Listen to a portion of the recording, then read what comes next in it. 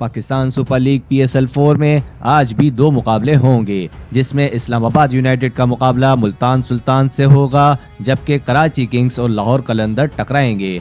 दोनों matches Dubai के international cricket stadium में खेले जाएंगे, जिसमें पहला मुकाबला इस्लामाबाद यूनाइटेड और मुल्तान सुल्तान के दरमियान होगा, जबकि दूसरा मैच कराची किंग्स और लाहौर कलंदर के दरमियान खेला जाएगा।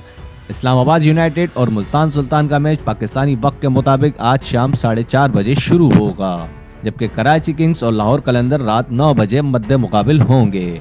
वाज़ेह रहे कि टूर्नामेंट के इफ्तिताही मैच में इस्लामाबाद यूनाइटेड ने लाहौर कलंदर को शिकस्त देकर 2 पॉइंट हासिल किए हैं, जबकि दूसरे मैच में कराची किंग्स ने मुल्तान सुल्तान को शिकस्त देकर 2 पॉइंट से बरतरी हासिल की है। PSL 4 के तीसरे मैच में कोयटा ग्लेडिएटर्स ने पेशावर ज़ल्मी को 6 विकेटों से शिकस्त देकर 2 पॉइंट से बरतरी हासिल की।